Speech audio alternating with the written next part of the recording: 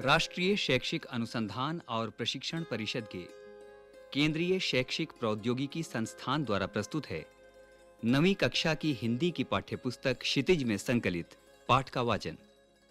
पाठ का शीर्षक है प्रेमचंद के फटे जूते। ये हरिशंकर परसाई द्वारा लिखित एक व्यंग्य रचना है।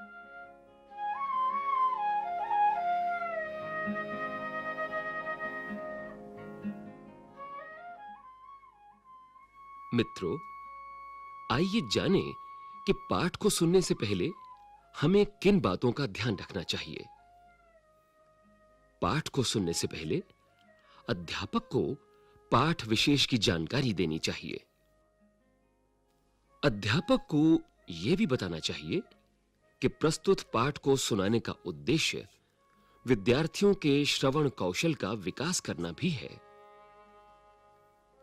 पाठ को सुनते समय श्रोता कलाकार के प्रस्तुतिकरण पर विशेष ध्यान दें और प्रस्तुति की बारीकियों को समझें। पाठ को सुनने से विद्यार्थी पाठ को बेहतर तरीके से समझेंगे और उनमें मुखर एवं आदर्श वाचन के कौशल का भी विकास होगा।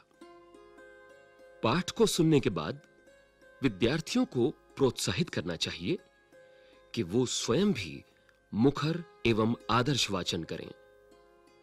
पाठ को सुनकर उन्हें जो कुछ अनुभव हुआ हो उसके बारे में कक्षा में सामूहिक चर्चा करें।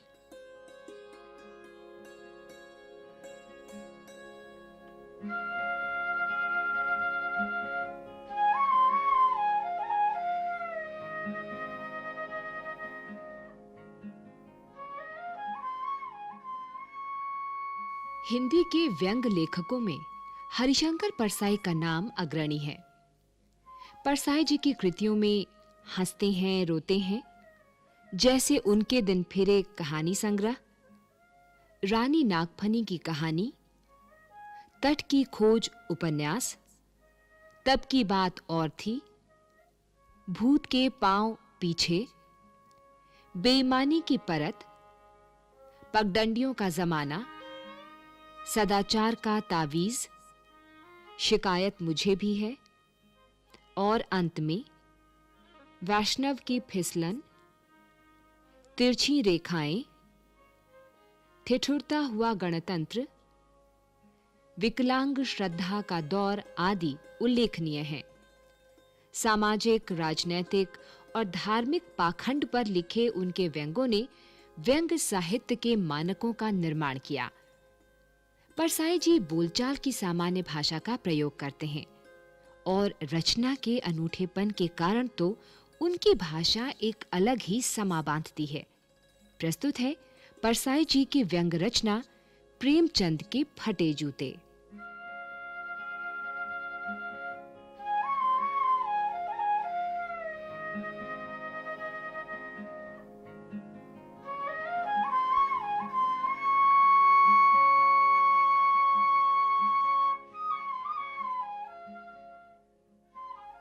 प्रेमचंद का एक चित्र मेरे सामने है। पत्नी के साथ फोटो खिंचा रहे हैं। सिर पर किसी मोटे कपड़े की टोपी, कुर्ता और धोती पहने हैं। कनपटी चिपकी है, गालों की हड्डियां उभर आई हैं, पर घनी मूछें चेहरे को भरा भरा बतलाती हैं। पांव में कैनवस के जूते हैं जिनके बंद बेतरतीब बंधे हैं। लापरवाही से उपयोग करने पर बंद के सिरों पर की लोहे की पतरी निकल जाती है और छेदों में बंद डालने में परेशानी होती है। तब बंद कैसे भी कस लिए जाते हैं।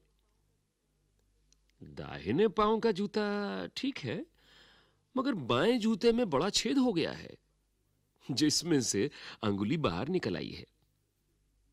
मेरी दृष्टि इस जूते पर अटक गई है। सोचता हूं फोटो खिंचाने की अगर ये पोशाक है तो पहनने की कैसी होगी। नहीं, इस आदमी की अलग-अलग पोशाकें नहीं होंगी।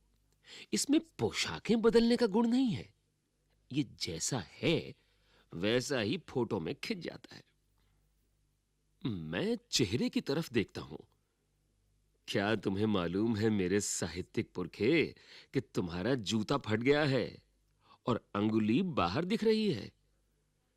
क्या तुम्हें इसका जरा भी एहसास नहीं है? जरा लज्जा, संकोच या झेप नहीं है? क्या तुम इतना भी नहीं जानते कि धोती को थोड़ा नीचे खींच लेने से अंगुली ढक सकती है? मगर फिर भी तुम्हारे चेहरे पर बड़ी बेपरवाही, बड़ा विश्वास है। फोटोग्राफर ने जब रेडी प्लीज कहा होगा, तब परंपरा के अनुसार तुमने मुस्कान लाने की कोशिश की होगी।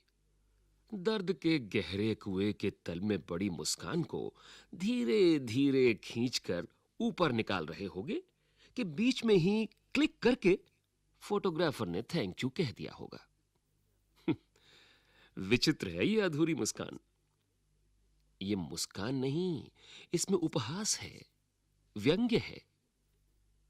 ये कैसा आदमी है जो खुद तो फटे जूते पहने फोटो खिंचा रहा है, पर किसी पर हंस भी रहा है?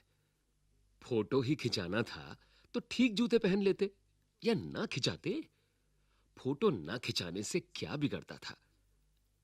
शायद पत्नी का आग्रह रहा हो और तुम अच्छा चल भाई कहकर बैठ गए होंगे। मगर ये कितनी बड़ी ट्रेजेडी है कि आदमी के पास फोटो खिंचाने को भी जूता ना हो। मैं तुम्हारी ये फोटो देखते देखते तुम्हारे क्लेश को अपने भीतर महसूस करके जैसे रो पड़ना चाहता हूं। मगर तुम्हारी आंखों का ये तीखा दर्द भरा व्यंग्य मुझे एकदम रोक देता है। तुम फोटो का महत्व नहीं समझते। समझते होते तो किसी से फोटो खिंचाने के लिए जूते मांग लेते। लोग तो मांगे के कोट से वर दिखाई करते हैं और मांगे की मोटर से बारात निकालते हैं। फोटो खिंचाने के लिए तो बीवी तक मांग ली जाती है, तुमसे जूते ही मांगते नहीं बने। तुम फोटो का महत्व नहीं जानते। लोग तो इत्र चुपड़कर फोटो खिंचाते हैं जिससे फोटो में खुशबू आ जाए। गंदे से गंदे आदमी की फोटो भी खुशबू देती है। टोपी 8 आने में मिल जाती है और जूते उस जमाने में भी 5 रुपए से कम में क्या मिलते होंगे। जूता हमेशा टोपी से कीमती रहा है। अब तो जूते की कीमत और बढ़ गई है और एक जूते पर 2500 टोपियां न्यौछावर होती हैं। तुम भी जूते और टोपी के आनुपातिक मूल्य के मारे हुए थे। ये विडंबना मुझे इतनी तीव्रता से पहले कभी नहीं चुभी जितनी आज चुभ रही है जब मैं तुम्हारा फटा जूता देख रहा हूं। तुम महान कथाकार, उपन्यास सम्राट, युग प्रवर्तक, जाने क्या क्या कहलाते थे, मगर फोटो में भी तुम्हारा जूता फटा हुआ है। मेरा जूता भी कोई अच्छा नहीं है, यो ऊपर से अच्छा दिखता है। अंगुली बाहर नहीं निकलती, पर अंगूठे के नीचे तला फट गया है। अंगूठा जमीन से घिसता है और पैनी मिट्टी पर कभी रगड़ खाकर लहूलुहान भी हो जाता है। पूरा तला गिर जाएगा, पूरा पंजा छिल जाएगा, मगर अंगुली बाहर नहीं दिखेगी। तुम्हारी अंगुली दिखती है पर पांव सुरक्षित है। मेरी अंगुली ढकी है पर पंजा नीचे घिस रहा है। तुम पर्दे का महत्व ही नहीं जानते।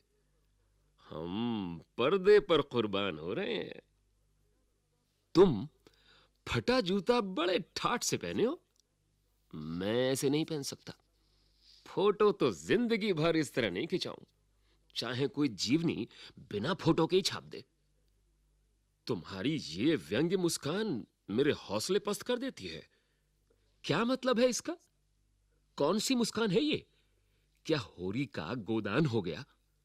क्या पूस की रात में नील गाय हल्कू का खेत चर गई? क्या सुजान भगत का लड़का मर गया क्योंकि डॉक्टर क्लब छोड़कर नहीं आ सकते? नहीं, मुझे लगता है माधो औरत के कफन के चंदे की शराब पी गया। वही मुस्कान मालूम होती है। मैं तुम्हारा जूता फिर देखता हूं। कैसे फट गया ये मेरी जनता के लेखक? क्या बहुत चक्कर काटते रहे? क्या बनिया के तगादे से बचने के लिए मील 2 मील का चक्कर लगाकर घर लौटते रहे? चक्कर लगाने से जूता फटता नहीं है, घिस जाता है। कुंभन दास का जूता भी फतेहपुर सीकरी आने जाने में घिस गया था। उसे बड़ा पछतावा हुआ। उसने कहा, आवत जात पन्हैया घिस गई, बिसर गयो हरि नाम। और ऐसे बुलाकर देने वालों के लिए कहा था, जिनके देखे दुख उपजत है, तिनको करबो परे सलाम। चलने से जूता घिसता है, फटता नहीं। तुम्हारा जूता कैसे फट गया? मुझे लगता है तुम किसी सख्त चीज को ठोकर मारते रहे हो। कोई चीज जो परत पर परत सदियों से जम गई है, उसे शायद तुमने ठोकर मार मार कर अपना जूता फाड़ लिया।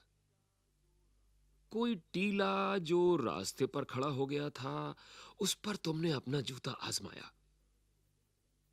तुम उससे बचाकर उसके बगल से भी तो निकल सकते थे। टीलों से समझौता भी तो हो जाता है। सभी नदियां पहाड़ थोड़े ही फोड़ती हैं। कोई रास्ता बदलकर घूमकर भी तो चली जाती है। तुम समझौता कर नहीं सके।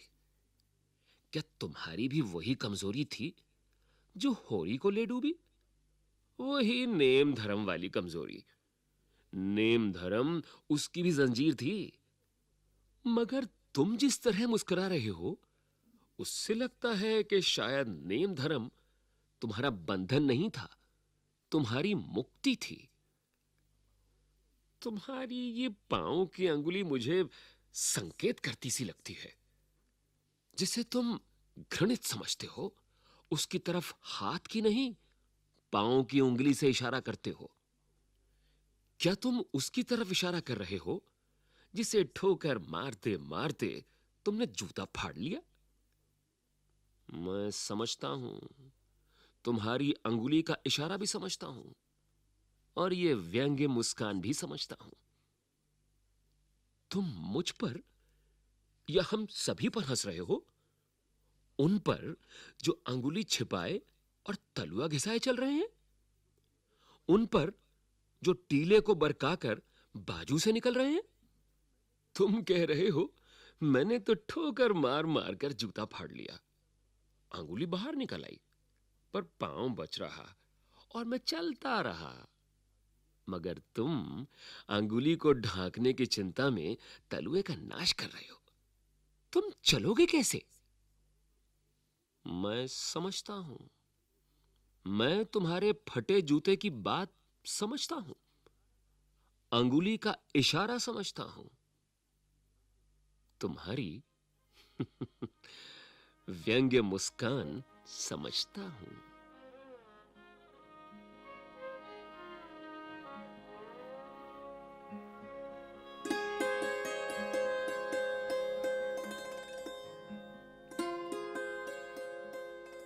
प्रेमचंद के फटे जूते। अभी आप सुन रहे थे ये कार्यक्रम। आलेख हरिशंकर परसाई, विषय समन्वय डॉक्टर चंद्रा सदायत और डॉक्टर माधवी कुमार, वाचन स्वर नीरज शर्मा और राजश्री त्रिवेदी, तकनीकी निर्देशन सतीश लाडे, निर्माण सहयोग दाऊ दयाल चतुर्वेदी तथा निर्माण एवं प्रस्तुति अजीत होरो।